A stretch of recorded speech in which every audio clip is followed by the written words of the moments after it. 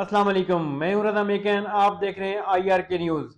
आइए जानते हैं आज की कुछ ताज़ा तरीन अपडेट्स सदीक जान साहब से। अगर आप अपने मकसद में या अफरीदी साहब आप अपने अपने मकसद में कामयाब हो जाते हैं, जो कि मुझे लगता है हो जाएंगे, क्योंकि उन्होंने ये तो नहीं कहा कि याहिया साहब आप अपने मकसद में जो आप नून लीग और पीपल्स पार्टी के लिए जिन्होंने आपको चीफ लगाया है उनके लिए जो कुछ आप करना चाहते हैं, अगर वो आप कर गुजरेंगे, जो कि वो कर गुजरेंगे, तो वो कहते हैं कि होगा क्या कि अगर आईनी बेंच दरखास्तों को कबूल करता है कि उनके सामने दरखास्तें हैं कि जी ये केस फुल कोर्ट सुने, अगर आईनी बेंच दरखास्तों को कबूल करता है और तरमीम को चैलेंज करने वाली दरखास्तों की समाअत और फैसले के लिए फुल कोर्ट बुलाने की हिदायत करता है, तो फिर लामहला ये सवाल पैदा होगा कि इस मकसद के लिए फुल कोर्ट में कौन कौन शामिल होगा। उसकी वजह यह है कि उस वक्त तक 8 नए जजेस जो हैं वो 10 संभाल चुके होंगे, तो उससे गैर मामूली सूरत हाल पैदा हो जाएगी। एक नुक्ता नज़र यह है कि फुल कोर्ट में नए मुकर्रर होने वाले जज शामिल होंगे, लेकिन वो तो बजाते खुद उस तरमीम की ज़द में आते हैं।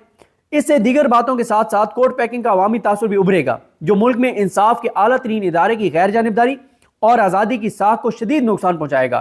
कि अगर 8 जज नए आ जाते हैं और फुल कोर्ट फिर आप बना देते हैं, तो ये 8 तो बेनिफिशियरी हैं, ये तो पैदावार हैं 26वीं आईनी तरमीम की। इनको तो नून लीग और पीपल्स पार्टी ने चोरों, डाकुओं, लुटेरों ने लगाया होगा अपनी वफादारी की बुनियाद पे। तो ये आइन के साथ कहां जाएंगे, ये अपने हलफ के साथ कहां जाएंगे, पाकिस्तान के साथ कहां जाएंगे? तो उनके साथ जाएंगे जो उनको लगाने वाले हैं। अगर आप इनको बिठाएंगे तो फिर क्या फैसला होने, वो तो फिर पूरे पाकिस्तान को पता है। वो कहते हैं दूसरी राय में यह है कि मौजूदा मकासद के लिए फुल कोर्ट उन जजेस पर मुश्तमिल होगा जो तरमीम के नफाज के वक्त अदालत के जज थे। यानी दूसरी राय यह है कि ये 8 उसमें नहीं बैठेंगे, वही बैठेंगे जो इन 8 के आने से पहले सुप्रीम कोर्ट में थे, वही इस मामले को देखेंगे, क्योंकि ये तो खुद बेनिफिश नहीं है, ये कैसे बैठ सकते हैं। फिर वो कहते हैं कि लेकिन कुछ ये लोग ये दलील दे सकते हैं कि ये मुकम्मल कोर्ट नहीं है, ये तो फुल कोर्ट है ही नहीं, क्योंकि फुल कोर्ट में 8 जज तो बैठ नहीं रहे। और ये मौक़िफ़ इख्तियार कर सकते हैं कि तब्दील शुदा हालात में चैलेंज होने वाली तरमीम को फुल कोर्ट में बिल्कुल ही ज़ेर गौर नहीं लाया जा सकता।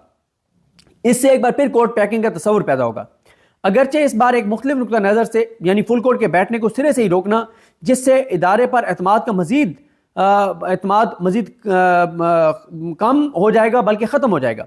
मजमूई नतीजा ये तासुर पैदा करना हो सकता है कि तरमीम चैलेंज करने वाली दरखास्तों की समाअत सिर्फ आईनी बेंच में नागुज़ीर है।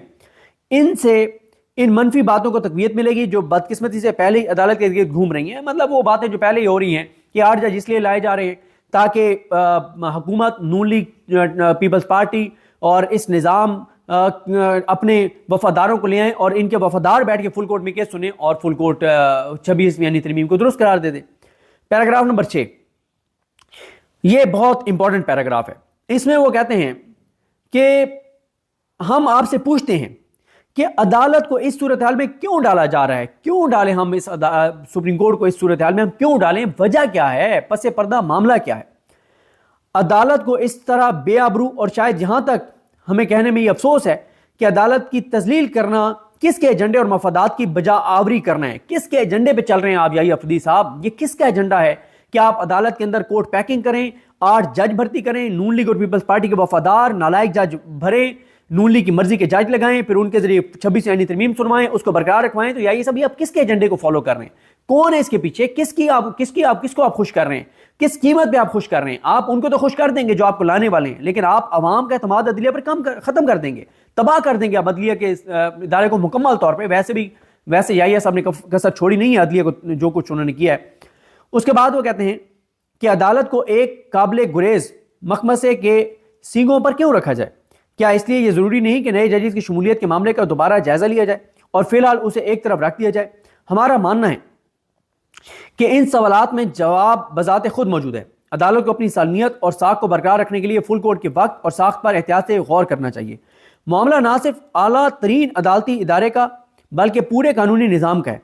फिर भी इजलास का इनेकाद अगर मौसर तरीके से ख़त्म ना किया जाए तो इस तरह के किसी भी इम्कान को रोका जा सकता है। फुल कोर्ट के किसी भी फैसले अगर नए जजेस की शमूलियत के बाद तश्कील दिया गया हो तो शायद अवाम के एतमाद और भरोसे की तायद हासिल ना हो सके। यानी अवाम को फिर क्या भरोसा होगा अगर उन्हीं 8 जजों को आप बिठा देंगे फुल कोर्ट में, जो नून लीग और पीपल्स पार्टी ने लगाए होंगे 26वीं आईनी तरमीम के नतीजे में। इसलिए मौजूदा हालात में वाहिद काबिल अमल हल और ऑप्शन मीटिंग मुलतवी करना है। पैराग्राफ नंबर 7 में कहा गया कि बदकिस्मती से मीटिंग से मुतल्लिक हमारे खदशात यहीं ख़त्म नहीं होते, क्योंकि इससे मुतल्लिक एक और पहलू जिस पर गौर करने की जरूरत है।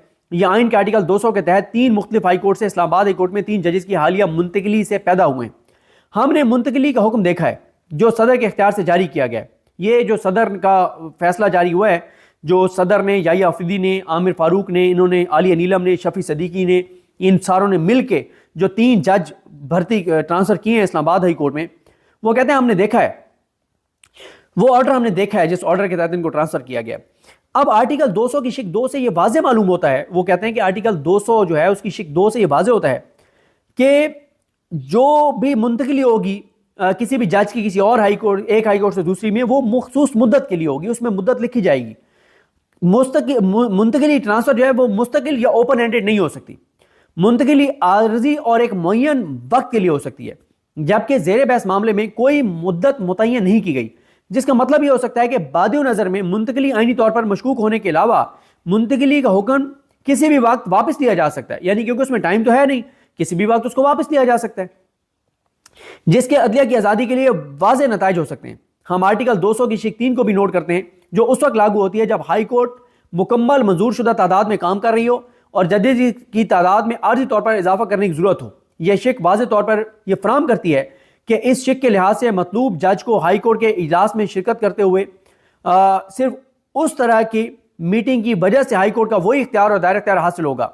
इससे जाहिर होता है कि जज को हाई कोर्ट के जज के तौर पर हलफ लेने की जरूरत नहीं होगी जहां उसे इजलासों की शिरकत करने की जरूरत हो। वो कहते हैं कि अगर किसी वजह से कोई और जज लाना भी पड़ जाए, एक तो उस वक्त आप ला सकते हैं जब उसकी तादाद पूरी हो, यहाँ पे तो तादाद पूरी नहीं थी, 10 में से 3 सीट 13 में से 3 खाली थी, और अगर आप लाएंगे तो वो मखसूस वक्त के लिए लाएंगे, मखसूस काम के लिए लाएंगे, और अगर आप उसको जब लाएंगे तो लिखा हुआ होगा कि कितने टाइम के लिए आप ला रहे हैं। तो क्योंकि आपने उसको लाना महदूद वक्त के लिए है तो लिहाजा उसको हलफ की जरूरत ही नहीं है। हलफ की जरूरत तो तब है जब आपने उसको मुस्तकिल लाना हो, और यहां पे वो कह रहे हैं कि आपने मुद्दत उसमें लिखी नहीं है, आपने ओपन एंडेड छोड़ दिया है ताकि किसी भी वक्त आप नोटिफिकेशन वापस लें और वो वापस चले जाएं, उनका ट्रांसफर खत्म हो जाए। वो कहते हैं कि बाद नजर में इसका लाजमी तौर पर यह मतलब मालूम होता है कि ये जो जज हैं वो उनको हलफ लेने की ज़रूरत है। क्यों? क्योंकि वो भाई वो तो उसमें है नहीं, तो इसका मतलब है मुस्तकिल तौर पे लाएं। अगर मुस्तकिल तौर पे लाएंगे तो फिर आप उनको हलफ की ज़रूरत है। मुंतकिल शुदा वो कहते हैं कि दोनों सूरतों में मुंतकिल शुदा जज की सीनियरिटी के लिए वाज़े नताइज होते हैं। वो कहते हैं कि बाद नज़र में मुंतकिल शुदा हाई कोर्ट में सीनियरिटी उस हाई कोर्ट के जजों के बाद होगी, यानी ये जज जो हैं इनकी सीनियरिटी 10 के बाद होगी, 11, 12 और 13 नंबर पर होंगे। ये सरफराज डोगर भी, जज आसिफ भी और सोमरो भी। वो कहते हैं कि आइन के तीसरे शेड्यूल में फराहम करदा जजेस के हलफ पर एक सरसरी नजर डालने से पता चलता है कि हलफ किसी भी सूबे की हाई कोर्ट के लिए मखसूस होता है, ना कि मुल्क की तमाम हाई कोर्ट्स के लिए। आइन के आर्टिकल 194 के प्रोवाइजो में कहा गया है कि ओहदा संभालने से पहले एक जज को हलफ उठाना होता है, और इस्लामाबाद हाई कोर्ट की सूरत में उस अदालत के जज इस्लामाबाद हाई कोर्ट के चीफ जस्टिस के सामने हलफ उठाएंगे। इसी तरह के हलफ की अदम मौजूदगी से मुंतकिल शुदा जजेस की तकर्री मशकूक हो जाती है। वो कहते हैं कि वो आएगा महदूद मुद्दत के लिए, हलफ की जरूरत नहीं है, लेकिन आपने तो मुस्तकिल लगा दिया यहाँ पे, तो फिर वो 10वें के बाद एक तो आएंगे और फिर उन्होंने तो हलफ तो लिया ही नहीं है, और आपने किया क्या है, आपने उनको सीनियर प्यूनी बना दिया। आगे वो इसी पे कहते हैं, पैराग्राफ नंबर 8 में वो कहते हैं कि तमाम इस्लामाबाद हाई कोर्ट की वेबसाइट इसके बिल्कुल बरक्स पोजीशन की निशानदेही करती है। ऐसा मालूम होता है कि इस्लामाबाद हाई कोर्ट के मौजूदा चीफ जस्टिस आमिर फारूक ने मज़कूरा बाला तमाम कानूनी और आईनी नुकात जो बादियो नज़र में अच्छी तरह से लागू हो सकते हैं, उनसे लाइल्मी में मुंतकिल शुदा जजेस को सीनियरिटी देने की जिम्मेदारी खुद पर इस अंदाज में ले ली है जैसे कि इस्लामाबाद हाई कोर्ट में असल हाई कोर्ट से तकर्री की तारीख का एक क्रॉस ओवर है। खास तौर पर यह जाहिर होता है कि लाहौर हाई कोर्ट के जज अगरचे उनकी अपनी हाई कोर्ट की सीनियरिटी लिस्ट में 15 नंबर पर है, उनको इस्लामाबाद हाई कोर्ट का सीनियर तरीन जज समझा गया है। यानी डोगर जो है वो 15 नंबर पर था हाई कोर्ट में, लाहौर हाई कोर्ट में। डोगर को यहाँ ट्रांसफर करके सीनियर प्यूनी जज लगा दिया आमिर फारूक साहब ने। आइन और कानून की धज्जियां उड़ा दी हैं आमिर फारूक ने, कोई उन्होंने आइन का ख्याल नहीं रखा, कोई कानून का ख्याल नहीं रखा। तो नाजरीन ये थी अहम अपडेट्स जो आपने जानी सदीक जान की ज़बानी। तो नाजरीन जुड़े रहिए मजीद अपडेट्स के लिए हमारे चैनल के साथ। अपना और इस चैनल का ख्याल रखिएगा। इसी के साथ अपने मेज़बान रज़ा मेकन को इजाज़त दीजिए। अल्लाह हाफिज़।